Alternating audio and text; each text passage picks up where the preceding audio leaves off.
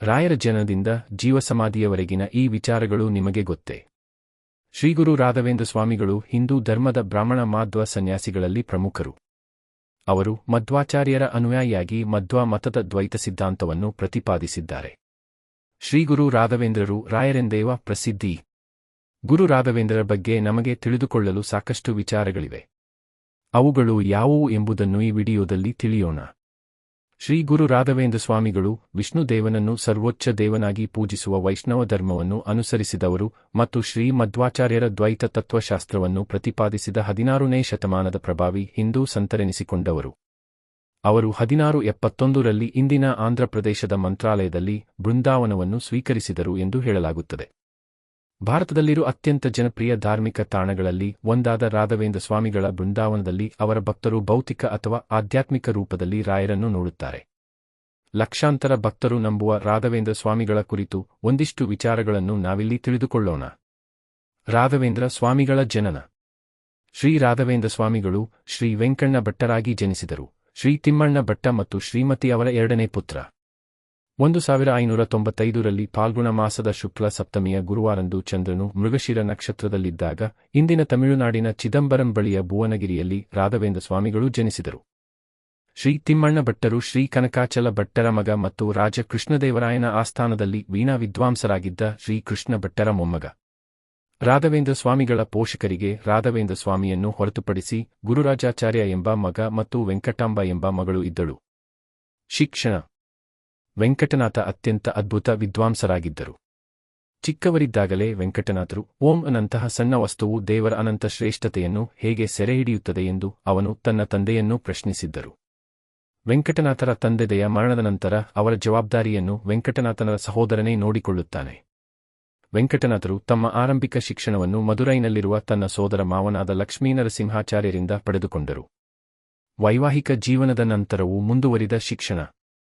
ಮದುರೈನಿಂದ ಹಿಂದಿರುಗಿದ ನಂತರ ವೆಂಕಟನಾಥರು ಶ್ರೀಮಂತ ಕುಟುಂಬದಿಂದ ಬಂದ ಸರಸ್ವತಿಯನ್ನು ವಿವಾಹವಾದರು.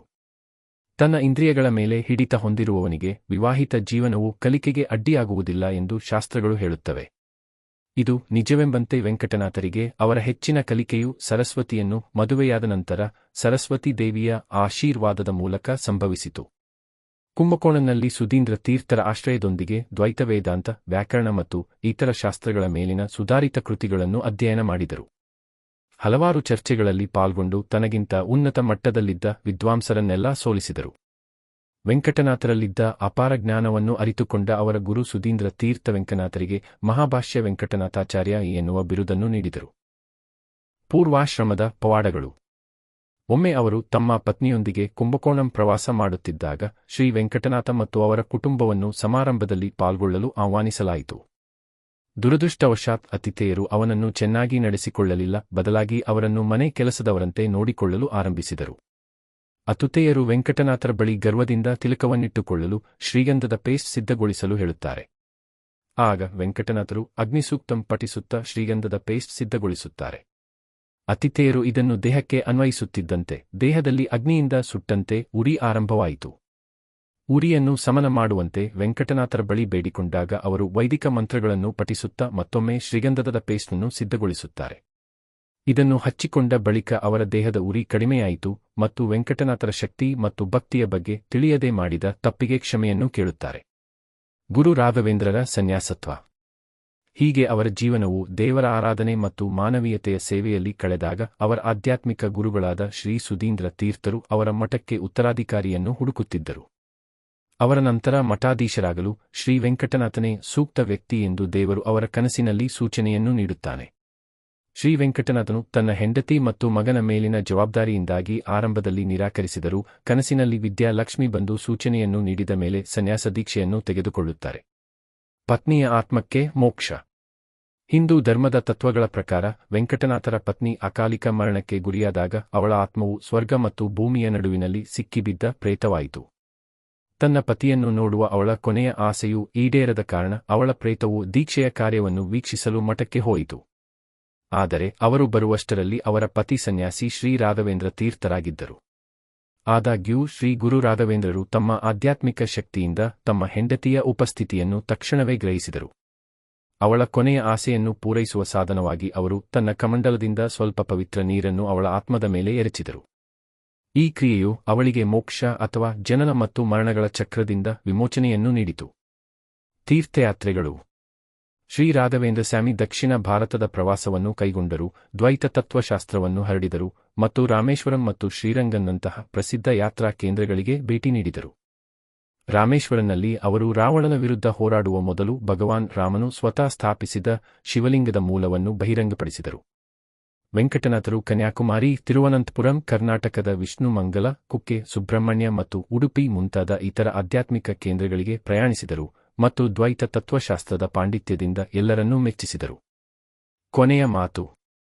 1671ರಲ್ಲಿ ಶ್ರಾವಣ ಕೃಷ್ಣ ಪಕ್ಷದ ದ್ವಿತೀಯ ದಿನದಂದು ರಾಘವೇಂದ್ರ ಸ್ವಾಮಿಗಳು ಕಾರ್ಯಕ್ರಮವನ್ನು ವೀಕ್ಷಿಸಲು ನೆರೆದಿದ್ದ ನೂರಾರು ಭಕ್ತರಿಗೆ ಆತ್ಮವನ್ನು ಕಲಕುವ ಭಾಷಣ ಮಾಡಿದರು. ಆ ಭಾಷಣದ ಕೆಲವೊಂದು ಅತ್ಯದ್ಭುತ ನುಡಿಗಳು ಹೀಗಿವೆ. ನಮ್ಮ ಆಲೋಚನೆ ಸರಿಯಿದ್ದಾಗ ಜೀವನವು ಸರಿಯಾಗಿರುತ್ತದೆ. ಯೋಗ್ಯ ಜನರ ಒಳಿತಿಗಾಗಿ ಮಾಡುವ ಸಮಾಜಕಾರ್ಯವನ್ನು ಭಗವಂತನ ಆರಾಧನೆಯೆಂದು ಪರಿಗಣಿಸಬೇಕು. ಸರಿಯಾದ ಜ್ಞಾನವು ಯಾವುದೇ ಪವಾಡಕ್ಕಿಂತ ದೊಡ್ಡದಾಗಿದೆ. ಭಗವಂತನಲ್ಲಿ ಭಕ್ತಿ ಇರಲಿ. ಈ ಭಕ್ತಿ ಎಂದಿಗೂ ಕುರುಡು ನಂಬಿಕೆಯಾಗಬಾರದು. ಶ್ರೀ ರಾಘವೇಂದ್ರ ಸ್ವಾಮಿಗಳು 1671ರಲ್ಲಿ ಶ್ರಾವಣ ಕೃಷ್ಣ ಪಕ್ಷದ ದ್ವಿತೀಯ ದಿನದಂದು ಜೀವ ಸಮಾಧಿಯನ್ನು ಪಡೆದರು.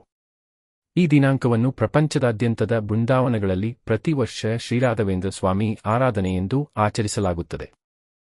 ಪೂಜ್ಯಾಯ ರಾಘವೇಂದ್ರಾಯ ಸತ್ಯಧರ್ಮರತಾಯ ಚ ಭಜತಾಂ ಕಲ್ಪವೃಕ್ಷಾಯ ನಮತಾಂ ಕಾಮಧೇನವೇ.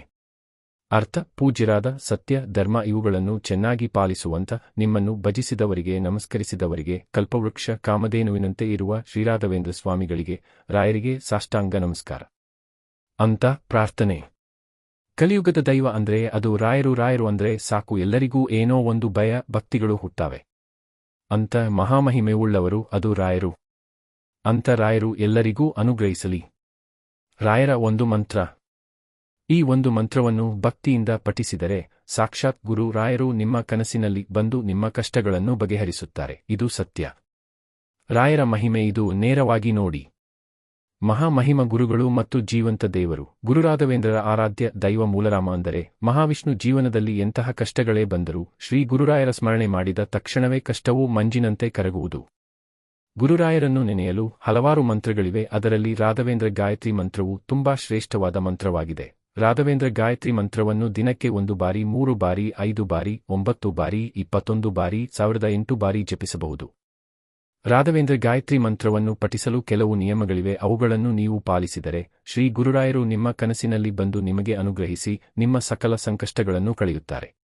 ಆ ನಿಯಮಗಳು ಯಾವುವೆಂದರೆ: ಶ್ರೀ ಗುರು ರಾಘವೇಂದ್ರ ಗಾಯತ್ರಿ ಮಂತ್ರವನ್ನು ಪಠಿಸಲು ದಿನವೂ ಆಗಲಿಲ್ಲವಾದರೂ ಗುರುರಾಯರ ವಿಶೇಷ ದಿನವಾದ ಗುರುವಾರ ಪಠಿಸಬಹುದು. ನೀವು ಇದನ್ನೇ 48 ದಿನಗಳು ಪಠಿಸಿದರೆ ಈ ಕೆಳಗಿನಂತೆ ಪಾಲಿಸಿ.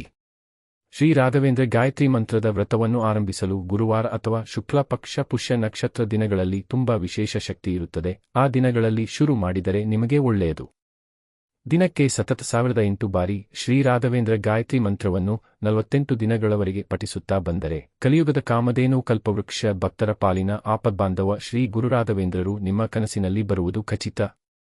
ಕನಸಿನಲ್ಲಿ ಅವರು ಬಂದರು ಎಂದರೆ ನಿಮ್ಮ ಸಕಲ ಸಂಕಷ್ಟಗಳು ಕೊನೆಗಾಣುವುದು ಖಚಿತ. ಓಂ ವೆಂಕಟನಾಥಾಯ ವಿದ್ಮಹೇ ಸಚ್ಚಿದಾನಂದಾಯ ಧೀಮಹಿ ತನ್ನೋ ರಾಘವೇಂದ್ರ ಪ್ರಚೋದಯಾತ್. ಓಂ ವೆಂಕಟನಾಥಾಯ ವಿದ್ಮಹೇ ತಿಮ್ಮಣ್ಣ ಪುತ್ರಾಯ ಧೀಮಹಿ ತನ್ನೋ ರಾಘವೇಂದ್ರ ಪ್ರಚೋದಯಾತ್. ಓಂ ಪ್ರಹ್ಲಾದಾಯ ವಿದ್ಮಹೇ ವ್ಯಾಸ ರಾಜಾಯ ಧೀಮಹಿ ತನ್ನೋ ರಾಘವೇಂದ್ರ ಪ್ರಚೋದಯಾತ್. ಭಗವಂತನೂ ಇಲ್ಲ, ಧರ್ಮ ಇಲ್ಲ ಎನ್ನುವ ಹಲವರ ನಿಂದನೆಯ ಮಾತು ಬರೀ ಕಲ್ಪನೆ ಅಂತ ಹೇಳಬಹುದು. 330ಕ್ಕೂ ಹೆಚ್ಚಿನ ವರ್ಷಗಳ ಹಿಂದೆ ಸಜೀವವಾಗಿ ಬೃಂದಾವನ ಪ್ರವೇಶ ಮಾಡಿ ಕಣ್ಮರೆಯಾದ ಒಬ್ಬ ಯತಿಗಳು ನೂರಾರು ಬೃಂದಾವನಗಳಲ್ಲಿ, ಮನೆ ಮನೆಗಳಲ್ಲಿ, ಎಲ್ಲರ ಮನಗಳಲ್ಲಿ ಸನ್ನಿಹಿತರಾಗಿ ಕರೆದಲ್ಲಿಗೆ ಬಂದು ನಾಮಸ್ಮರಣೆ ಮಾತ್ರ ದಿಂದ ಜಗತ್ತಿನ ಯಾವ ಮಾನವ ಶಕ್ತಿಗಳು ಗುಣಪಡಿಸುವಲ್ಲಿ ಸೋತ ಅನೇಕ ರೋಗ ಪರಿಹಾರ, ಬೇಡಿದ ಮನೋರಥ ಪೂರೈಸುವ ಜ್ಞಾನವನ್ನು ನೀಡುವುದು ಸಾಧ್ಯವಾಗುತ್ತಾಯಿತೆ. ಒಬ್ಬರು, ಇಬ್ಬರು ಅಥವಾ ನೂರಾರು ಜನ ಶ್ರೀರಾಯರನ್ನು ಭಜಿಸಬಹುದು. ಆದರೆ ಕೋಟ್ಯಾಂತರ ಜನರು ಅವರನ್ನು ಆರಾಧಿಸುತ್ತಾರೆ ಅಂದರೆ ಅವರಲ್ಲಿ ಯಾವುದೋ ಒಂದು ಮಹಾಶಕ್ತಿಯಡಗಿದೆ ಎಂಬುದು ಸ್ಪಷ್ಟವಾಗಿ ಕಾಣುತ್ತದೆ. ಇಂದು ಅತ್ಯಂತ ಪ್ರತಿಭಾಶಾಲಿಗಳು, ವೈದ್ಯರು, ರಾಜಕೀಯ ವ್ಯಕ್ತಿಗಳು, ಸಾಹಿತಿಗಳು, ಉದ್ಯಮ ಮಾಡುವ ದೊಡ್ಡ ವ್ಯಕ್ತಿಗಳು, ವಿಜ್ಞಾನಿಗಳು, ಸಣ್ಣ ಪುಟ್ಟ ಕೆಲಸ ಮಾಡುವ ಜನಗಳು, ಯಾವುದೇ ಮತ, ಭಾಷೆ, ಜಾತಿ ಭೇದವಿಲ್ಲದೆ ದೇಶದ ಹಲವಾರು ಕಡೆಗೆ ಇವರನ್ನು ಆರಾಧಿಸುತ್ತಾರೆ. ಅಂದರೆ ಇದು ಸಣ್ಣ ಹಾಗೂ ಸಾಮಾನ್ಯವಾದ ವಿಷಯ ಅಲ್ಲ. ಶ್ರೀರಾಯರು ಸಾಮಾನ್ಯ ಮಾನವರಲ್ಲ. ದೇವಾಂಶ ಸಂಭೂತರು. ಪರಮಪುರುಷಯನಾದ ಆ ಶ್ರೀಹರಿಯ ಕಾರುಣ್ಯಕ್ಕೆ ಪಾತ್ರರಾದವರು. ಇಂತಹ ಗುರುಗಳಲ್ಲಿ ಭಗವಂತನು ನಿಂತು ಮಾಡಿಸುವ ಅನೇಕ ಮಹಿಮೆಯನ್ನು ನಾವುಗಳು ಇಂದಿಗೂ ನೋಡುತ್ತೇವೆ ಹಾಗೂ ಕೇಳುತ್ತೇವೆ.